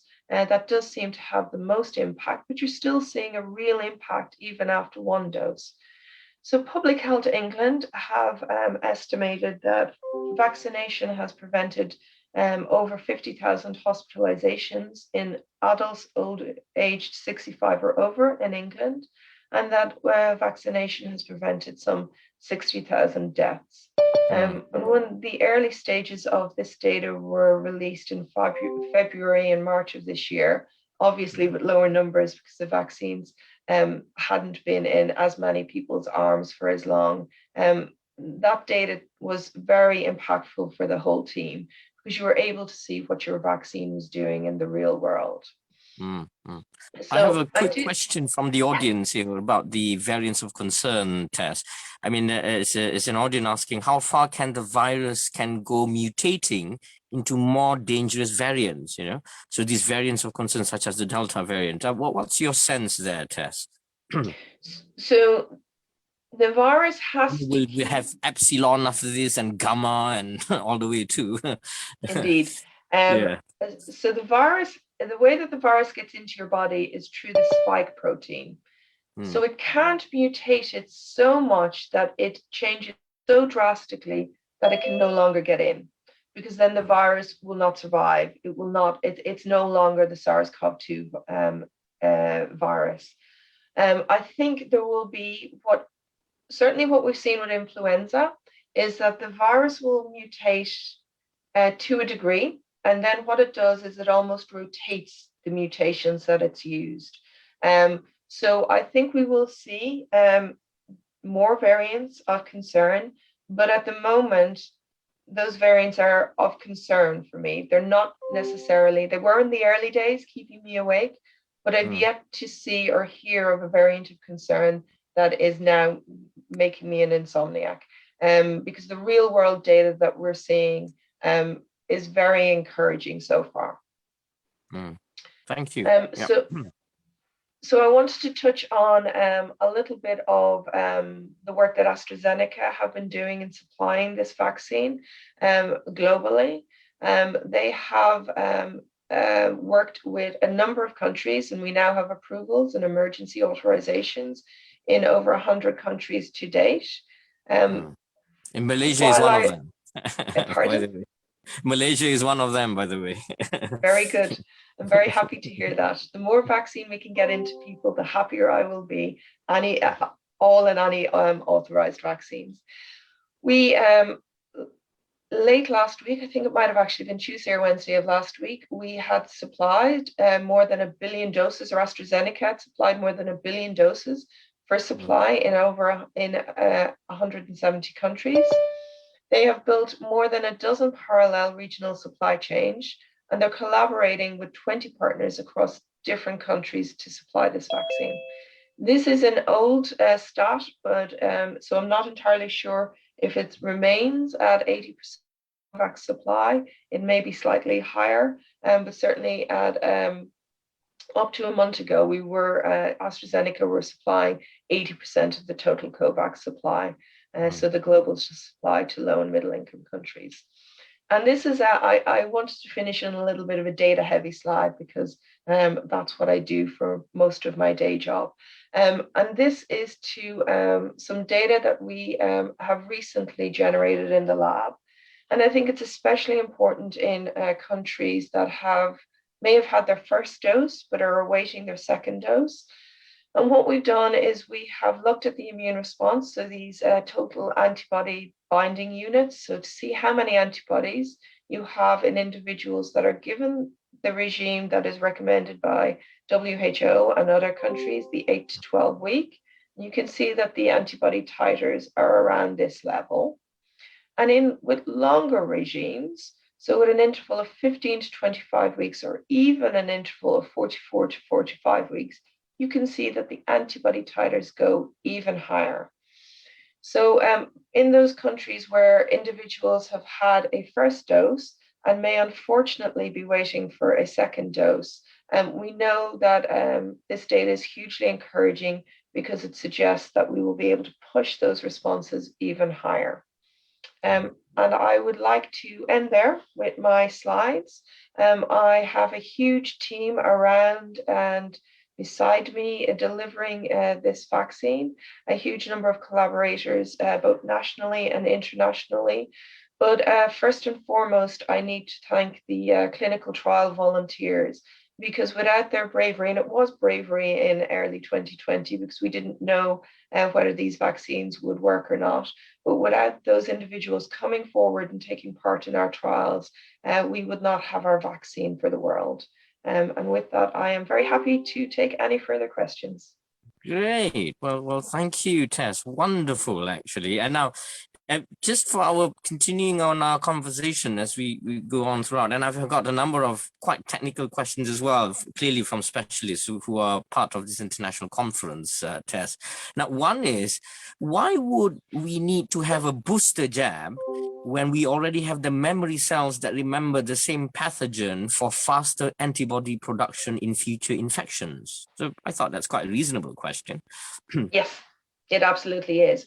It's so in certain individuals, those type of memory responses may not be at a level that could protect you against disease and hospitalization.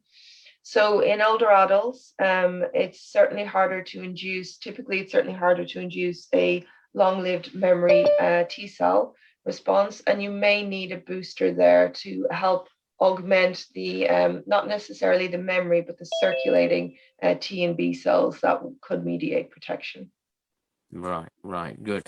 Now, here's another technical question. I mean, of course, I don't understand this, but here we go. So now, the Lancet, which is a major, of course, famous British medical journal, reported that the antibody level in humans will be reduced to more than 50% after 10 weeks, even with a complete dose of vaccine. So what is the actual explanation to this reduction of antibody levels? So that's a very good question. And we are in a position where we have data looking at the longevity of antibodies and T cell responses. And we are trying to get that published as quickly as possible, because we don't see quite as drastic a fall off in the antibody titers or the T cell responses as others may have seen. And that may reflect different population cohorts, because I think that Lancet publication, I think the individuals within that there may be a proportion that were immune compromised, and we definitely do need to look and see if those individuals might need a booster vaccination. But we're hoping to get that data out as quickly as we can. Yeah, thank you. Now, this is a question from the policymakers, particularly those in the Ministry of Health here, actually. What is your view, Tess, on getting different vaccines for the second dose of vaccination? Is it recommended if it is due to ADR, which is the adverse drug reaction experienced from the first dose of vaccine in particular? So for the very rare side effects, so the thrombolytic events that have been reported with the adenoviral vaccines, there have been so the incidence of those tends to be relatively small, and it depends on the populations that you're looking at when you look at the incidence. There have been a recent number of publications, I can think of at least 2, that have shown those adverse rare side effects do not happen on the second dose, or if they do happen, they happen at a level that is common within a population. So it's not above the population level. And obviously, the other vaccines have very rare adverse reaction as well. I think when it comes to mixing vaccines, I've been involved in some studies looking at administering Pfizer first or Chadox first, and then doing the other second. One regime tends to is slightly more reactogenic, but the immune responses in the mixed regimes do look good. Right. So, I mean, with sort of the news that we've been hearing, I mean, this cocktail vaccine is really like, you've had the Pfizer one first, and then some will then have an Oxford AstraZeneca, or the other way around. You've got the Oxford AstraZeneca first, and then you might have a Pfizer. I mean, that in itself is not problematic then, right? Certainly, so where my bread and butter, where I my stomping grounds are the immune responses. I'm not necessarily a policy maker, and I certainly would not like to try and think about the logistics of delivering those types of regimes, or getting them past regulatory, getting them licensed. But certainly from the immune aspects, they look good to me. The antibodies and the T cells look favorable. There may be a slightly increased reactogenicity with one of the mixing schedules. And certainly with the Chadox vaccine, you tend to get a bigger ow, if that makes sense, with the first dose than with the second dose. Whereas with the Pfizer and the RNA, the ow comes on the second dose. So I think you need to bear that in mind if you're going to vaccinate a large number of healthcare professionals who may then feel a little bit ill on their second dose, because that can obviously impact healthcare provision. But for me, as an immunologist, the data are encouraging. Right. I mean, I remember when I had my Oxford vaccine, the first round, I mean, I was down for a few days. So that's the sort of anecdotal evidence. I mean, anecdotal accounts that most of us actually go down with some fever, and I tell myself, oh, it's a good thing when I got this fever. That means it's actually working. Whereas my wife, she's a medic, so she got her Pfizer vaccine back in December, and she was telling me she didn't get, there wasn't any side effects whatsoever. She didn't, So then I sort of joked with her and said, well, are you sure this vaccine is working? You see. But Tess, it's interesting. I mean, Malaysia, for example, I understand certainly through the Minister of vaccination there, Khairi Jamuluddin. I mean, he was telling me that actually they've gone for the route of trying as widely as possible, I think, in terms of the vaccine. So including using vaccine from the eastern side. I mean, not just the Western world, but the Chinese ones, for example. So as I understand it, in Malaysia, for example, they have obviously the Pfizer, even the Moderna is now approved, and JJ, the Johnson & Johnson, of course, or the Oxford vaccine, but they also actually do Sinovac, which is a Chinese vaccine. And I'm hearing also that they are approving, or they are getting to approve the Russian one as well. Now, and then we hear stories about the Sinovac vaccine has about 50 efficacy, and so on and so forth. And so why do we have these differences? And I think, would you give the advice that I think if you have, you shouldn't start to pick and choose? You see, this is the thing that I think governments around the world are a bit worried if people start to pick and choose just on the basis of the vaccine's efficacy. If you look at Sinovac, the Chinese vaccine is 50%, then, Pfizer is 90%, then of course you think that you want to go for the 90%, but we were told at the same time we shouldn't pick and choose. So what's your sense there, Tess? So that was one point I do try to make in my talks, is that you can't necessarily compare the efficacy across these trials, because the way that one trial defines its disease and a different trial defines its disease, they're not always directly comparable. And for me, what you need to look at is the real world effectiveness data, and trust the regulators and trust the safety monitoring boards, etc., to have made the recommendations in your country that are best for the country and best for the people.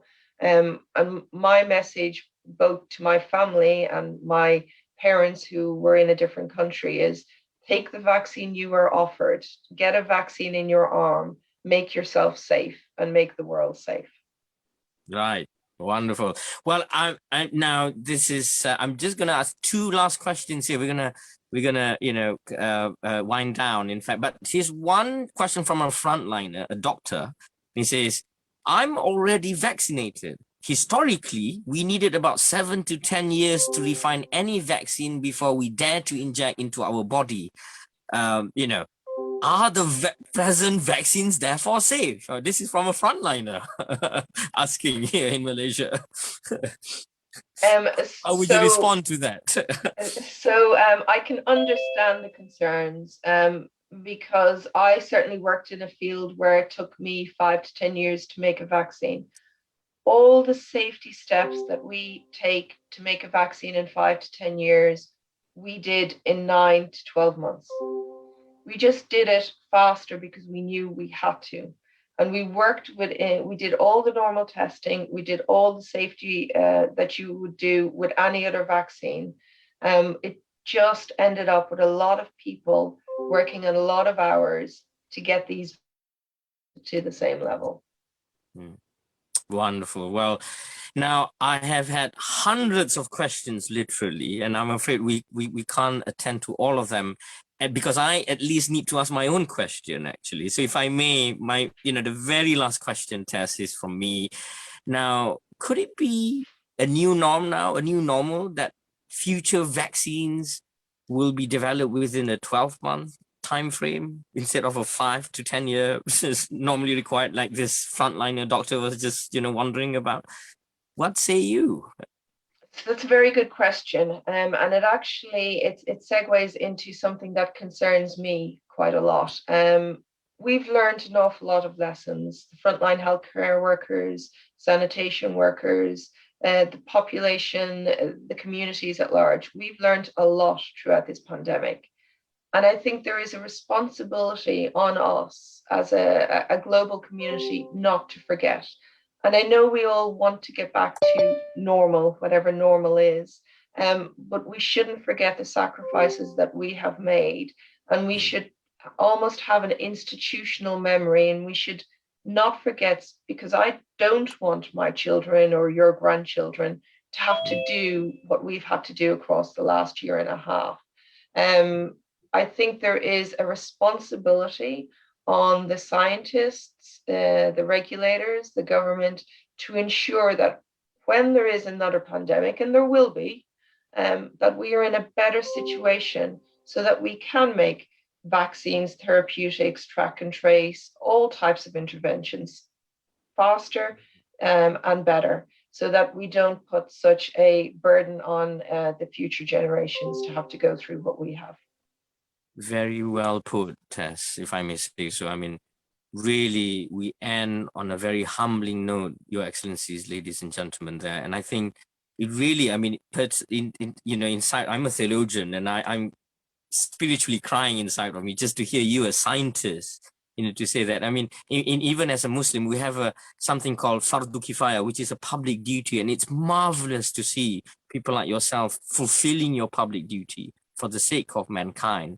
And I think, and I hope, ladies and gentlemen, that we can all see from this Oxford story, the Oxford vaccine, from the lab to the global community, how this story basically chimes well with the theme of our international conference, that modern research, that latest research, that ijtihad, that scientists have actually made, led to this innovation, this bid'ah hasana, this good innovation.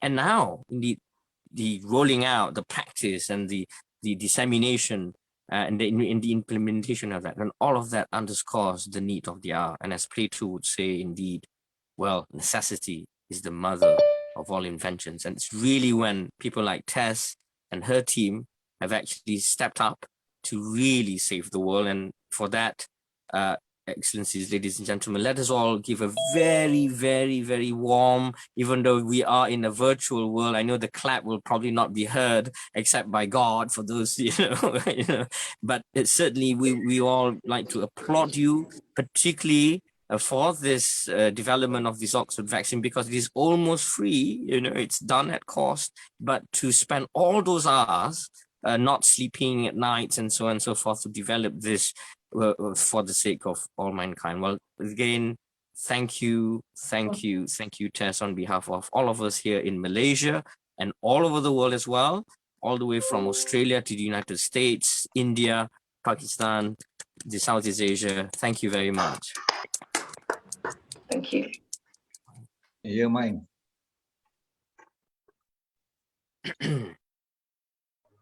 Over to the organizers here. Thank you Yang Berbahagia Datuk Dr. Afifi Al-Akiti and Professor Darussalam for such an inspirational session just now. Your Excellencies, distinguished guests, ladies and gentlemen, the keynote session just now brings us to the end of the opening ceremony. However, before we end, the organizing committee will now present an appreciation virtual memento to Professor Darussalam. We are I very told you, honored. Tess, this is the ritual bit. Even virtually, we have a present.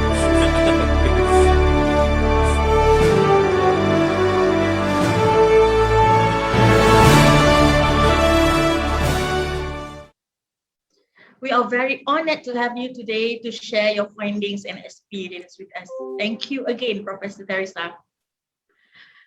In addition, the organizing committee also would like to present a virtual token of appreciation to Yang Berbahagia dan Afifi Al-Akiti for officiating the opening ceremony and moderating the session.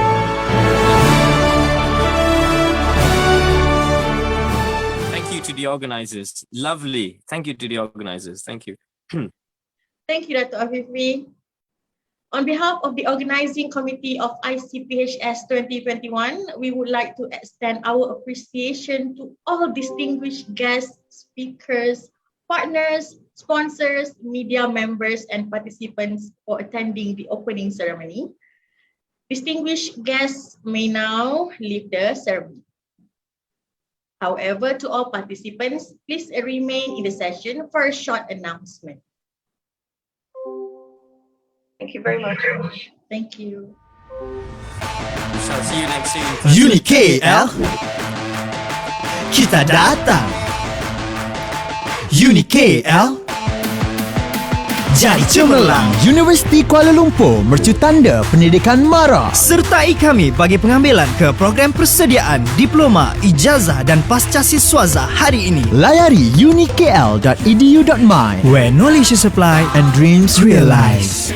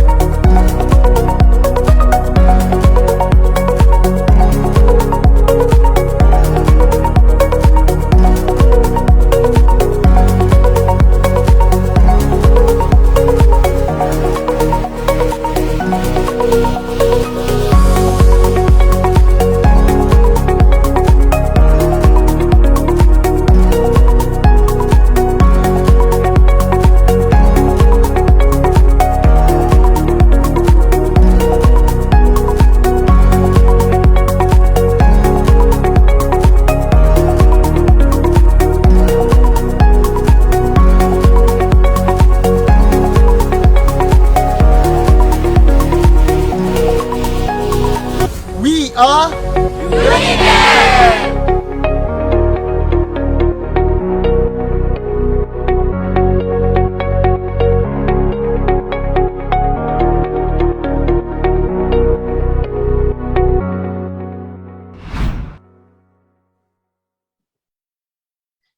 Ladies and gentlemen, we would like to announce once again that we have a breakout room for e-posters which can be viewed throughout the day. We are pretty sure that everyone needs a break. Hence, we shall now take a short tea break and we shall meet again in 15 minutes time. Thank you.